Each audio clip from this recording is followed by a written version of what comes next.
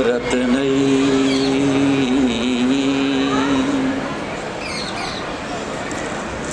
कल्पितमासनं हिमजलैः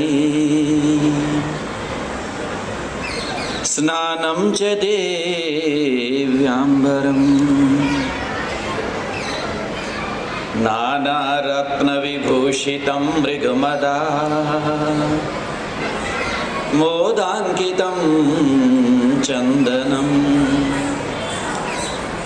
जातिचम्पकबिल्वपत्ररचितं पुष्पं च धूपं तथा दीपं देवदयानिधे पशुपते हृतकल्पितं गृह्येताम् सौवर्णे नवरत्नखण्डरचिते पात्रे घृतं पायसम् भक्ष्यं पञ्चविधं पयोदधियुतं रम्भाफलं पानकम् शाकानामयुतं जलं रुचिकरं कर्पूरखाण्डोज्ज्वलं ताम्बूलं मनसा मया विरचितं भक्त्या प्रभो स्वीकुरु भक्त्या प्रभो स्वीकुरु भक्त्या प्रभो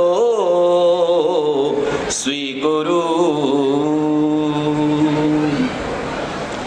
सारी दुनिया के वाली मालिक व पार ब्रह्म परमेश्वर परमपिता परमात्मा अखिलेश्वर जगदीश्वर मेरे भगवान, हे सर्वशक्तिमान दया निधान कृपा निधान, मेरे राम मेरे घनश्याम आपके चरणारविंद में मेरा बारंबार प्रणाम है। मेरे आराध्य मेरे पूज्य मेरे गुरुजन जिनका सिमरण करता हूँ और आज महती प्रसन्नता का विषय हमारा प्यारा प्यारा ये गीता एंग्लो वैदिक स्कूल, ये जीएवी इंटरनेशनल ग्रुप द्वारा संचालित ये शारदा का मंदिर है, सरस्वती का प्यारा प्रांगण है और इसका ये एनुअल डे, इसका ये वार्षिक उत्सव अपने आप में आज अपनी आभा और गरिमा को लिए हुए, बल्कि यूं कहूंगा कि इसको 4 चांद लगे हैं, महिमा मंडित हुआ है अपने आप में आज का ये उत्सव कि आज महामहिम पधारे हैं।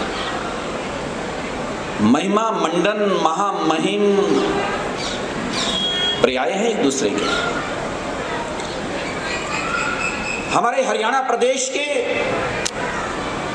प्यारा सा प्रदेश हमारा और इस प्यारे से प्रदेश के महामहिम राज्यपाल महोदय, आपका यहां पर आगमन, आपका पदार्पण इस सम्मेलन को जहां धन्य बनाता है और उसके साथ साथ यहां पर तैयार होने वाली प्यारी सी पौध जो मेरे राष्ट्र का भावी भविष्य बनने वाली है, मेरे राष्ट्र के गौरव को सम्मान को बढ़ाने वाली है। और ये स्वामी धर्मदेव पुकार पुकार के कहता है कि समुद्र पार भी जाकर के मेरे भारत का परचम लहराने वाली है। ऐसी प्यारी पौध जहां पर तैयार हो रही है, इन प्यारे प्यारे बच्चों के रूप में उनका मार्गदर्शन होगा, उनका उत्साह वर्धन होगा। आपका आना यानी उनको एक नई दिशा देने के समान, उनके गौरव और गरिमा को बढ़ाने के समान, या उनके परिवार माता पिता के भी सम्मान को बढ़ाने के समान है। ये सन्यासी भी, क्योंकि मैं तो जब कभी भी मिलता हूं, प्रारंभ से लेकर के हमारे आदरणीय सम्माननीय श्रीमान श्री मनोहर लाल खट्टर जी मुख्यमंत्री रहे, वर्तमान सैनी जी हैं, यदा कदा मुलाकात आपसे होती। पटौदी भी आपका आश्रम में आगमन हुआ और मेरे आग्रह पर गुरुग्राम भी 2-3 बार आपका आगमन हुआ, अन्य स्थानों पर भी। और मैंने बेबाक होकर के कहा कि ये सन्यासी तो ठीक है आपके सामने, लेकिन आप भी किसी सन्यासी से कम नहीं है, ऋषि जीवन है आपका। ऐसे प्यारे प्यारे हमारे श्रीमान श्री बंडारू दत्तात्रेय जी महामहिम राज्यपाल महोदय, आपकी गरिमा में उपस्थिति है और आपकी उपस्थिति में मेरे प्रेमास्पद स्नेहास्पद प्रिय श्री प्रदीप जी यहाँ खड़े हैं, मेरे बहुत लाडले से हैं। ये हो मनीषा जी हो, आप चेयरमैन हैं, वो अंडी हैं और सारा स्टाफ। और मैं तो इनसे बहुत करीब से अब जुड़ा हुआ हूं, सारे स्टाफ को भी जानता हूं, लगभग नाम से भी जानता हूं। और आपके द्वारा संचालित होने वाले ये विद्यालय या विद्यालयों की श्रृंखला, यही वो स्थान है, यही वो प्रांगण है जहां पर 2.5-3 साल पहले ये 7वीं ब्रांच थी, इसका उद्घाटन आपने मेरे से करवाया। और ये ठीक है, उसके बाद मैंने कहा था, जब मैंने सुना आपके इस कार्यक्रम में बच्चों को गीता के श्लोकों को गाते हुए हृदय गदगद हुआ था। बड़ा प्रबुद्ध समाज यहां पर है, चाहे हमारे सिकरी जी हों, सुनील जी हों, भीष्म जी हों, हमारे गिरिराज ढींगड़ा जी हों, मैं देख रहा हूं सब, देवेंद्र नोहानी जी हों, एक एक व्यक्तित्व हमारे जिनकी मिठाई खाते हैं सारे हमारे उसके मालिक बैठे हैं, ओम स्वीट वाले ओम प्रकाश कथुरिया जी, वशिष्ठ जी, प्रभु कृपा करें। मैं आपको कहना चाहता हूं, बताना भी चाहता हूं, मैंने सिर्फ अब 3-4 मिनट और बोलना, इससे फालतू नहीं। ये मार्गशीर्ष का महीना चल रहा है और आज दोपहर तक पंचमी थी, अब षष्ठी लग चुकी है, इसकी अब एकादशी आने वाली है, 5 दिन बाकी है। इसी मार्गशीर्ष के शुक्ल पक्ष की एकादशी को 5162 साल पहले कुरुक्षेत्र के जंग मैदान में भगवान श्री कृष्ण के द्वारा एक गीत गाया गया था जो श्रीमद् भगवत गीता कहलाता है। यही महीना था, इसी महीने की 11 तारीख जो 5 दिन बाद आने वाली है, मार्गशीर्ष शुक्ल पक्ष की एकादशी, भगवान श्री कृष्ण का वो गीत गूंजा था युद्ध के मैदान में, कुरुक्षेत्र में, हरियाणा प्रदेश में। आप कहीं ये न कहें स्वामी जी आप हरियाणा प्रदेश कह रहे हो, उस समय तो हरियाणा प्रदेश था नहीं। पर मैं फिर स्पष्ट कर दूं, ये हरियाणा प्रदेश तब भी था, वो तो 58 साल पहले ठीक है, पंजाब से अलग होकर के ये 1 नवंबर 1966 में हरियाणा कागजों में आया, लेकिन महाभारत में कभी पढ़ के देखना। आज मैं आपको बता देना चाहता हूं कि जहां के लोग जो हरियाणा के रहने वाले हों, आज गौरवान्वित अपने आप को महसूस करें मेरी इस बात को सुन करके। इसी हरियाणा के लोग, इसी क्षेत्र के लोग 6000 साल पहले, तो 5000 साल हुए ना, मेरे आदरणीय सिकरी जी बता भी रहे थे अभी, 5162 साल पहले भगवान श्री कृष्ण आए, गीता का जन्म हुआ। पूरी दुनिया में एक ग्रंथ ऐसा है जिसकी जयंती मनाई जाती है, श्रीमद् भगवत गीता। और मेरा हरियाणा प्रदेश ऐसा है जिसने इसको अंतरराष्ट्रीय मनाने का संकल्प लिया हुआ है, मनाते हैं इसको। तो मैं कहना चाह रहा था कि 6000 साल पहले भगवान श्री कृष्ण के आने से 700-800 साल पहले यहाँ के लोग कहा करते थे, हरियाणा हरियाणा हरियाणा, हमारे यहाँ आना, दूध दही खाना, हरियाणा। हरि को आना पड़ा 600 साल के बाद, 5162 वर्ष पहले। और इसीलिए भगवान वेद व्यास ने लिखा, महाभारत को कभी पढ़ के देखे, 18 पर्व हैं भगवान श्री कृष्ण द्वैपायन वेद व्यास ने लिखे, 18 पुराण भी उनके लिखे हुए, 18 पर्व भी महाभारत के। हरियाणा खे प्रदेशोयम, ये मैं नहीं कह रहा, हरियाणा खे प्रदेशोयम पृथ्व्याम स्वर्ग सन्निभा, ये महाभारत में लिखा हुआ है। मुझे बताओ क्या ये आज लिखा गया? यानी हजारों साल पहले से ही हरियाणा था कि धरती पर अगर कहीं स्वर्ग देखना हो, भगवान वेद व्यास कहते हैं, तो वो हरियाणा है, हरियाणा। ऐसा प्यारा हमारा हरियाणा, उसके महामहिम हमारे बीच में। और मैं निवेदन कर रहा था कि उसमें आकर के भगवान श्री कृष्ण ने भी, प्रदीप जी ने जैसे कहा, मैं कई बार कहा करता हूं, ठीक है 700 श्लोक गीता के, हालांकि महाभारत का अंग है, महाभारत में ही है, उससे अलग करके ग्रंथ दे दिया। 700 श्लोक, 574 श्लोक इसमें भगवान श्री कृष्ण के। केवल एक श्लोक है पहला जो कि राजा धृतराष्ट्र ने कहा, 85 अर्जुन ने कहे, 40 संजय ने कहे, 4 के अलावा 5वां आदमी कोई बोला नहीं इसके अंदर। भगवान श्री कृष्ण का अद्भुत उपदेश है। बात लंबी नहीं करना चाहता, जो बात कहना चाहता था वो ये जब मैंने प्रदीप जी के यहाँ आंगन प्रांगण में आकर के इन प्यारे प्यारे होनहार फुलवारी के प्यारे केसर की क्यारी बनाने वाले बच्चे जो अपने कुलवंश के घर के नाम को भी रोशन करने वाले हैं, इनको जब गीता के श्लोकों को सुनते हुए मैंने देखा, गाते हुए देखा, तब मेरे मन में आया था, मैंने कहा प्रदीप कितना अच्छा होगा, 18 अध्यायों के ये बच्चे श्लोक कंठस्थ करके गाते हैं। आज इस 7वीं ब्रांच का उद्घाटन कर रहा हूं, अगर अगले 5 साल में इसकी 18 अध्यायों के हिसाब से 18 ब्रांचें हो जाएं तो कहना ही क्या होगा। धन्यवाद, धन्यवाद प्रदीप जी आपको, आपकी टीम को, मनीषा जी को, कि 5 साल तो क्या 3 साल के अंदर अंदर आपने इसकी 18 ब्रांचें, 18 आज इसकी शाखाएं जीएवी की जो मेरे पूरे हरियाणा प्रदेश में कार्य कर रही हैं। और आज मैं और कहना चाहता हूं, अब उसमें 5 साल का टाइम नहीं दूंगा, अगर हो सके तो 1 साल के अंदर, क्योंकि गीता के 2 अध्याय ऐसे हैं,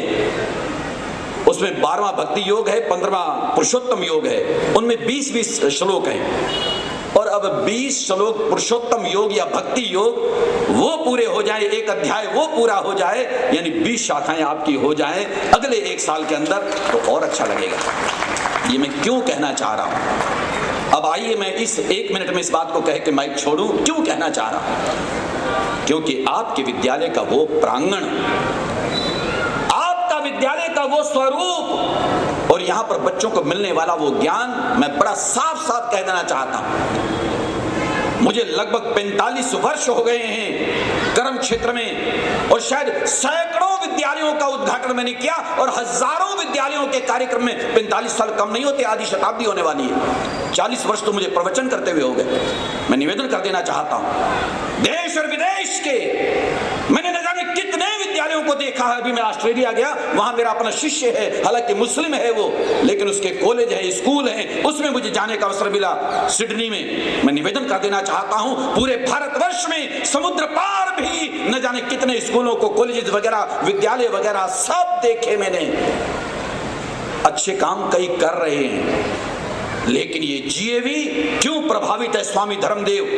क्यों कहना चाहता हूं, क्यों अंतरात्मा से जुड़ा हूं इस नौजवान से, इस परिवार से, कि एक दर्द, एक भावना दिल में समेट करके चल रहे हैं कि मेरे भारत का उज्जवल भविष्य कैसे बनेगा, मेरे भारत को होनहार बच्चे कैसे मिलेंगे, मेरे भारत की गौरव गरिमा का संवर्धन और परिवर्धन कैसे होगा, ये तिरंगा हमेशा हमेशा कैसे लहराता रहेगा, मेरे भारत के गीतों को कैसे हमेशा हमेशा गाया जाता रहेगा, और ये विश्व गुरु बनने वाला मेरा भारत सारी दुनिया को संदेश और उपदेश मानवता का कैसे देता रहेगा, मानवता का सूत्रपात जीवन में कैसे होगा। ये सारी की सारी शिक्षाएं आपके विद्यालय के माध्यम से बच्चों को दी जाती हैं, इसलिए स्वामी धर्मदेव प्रभावित है।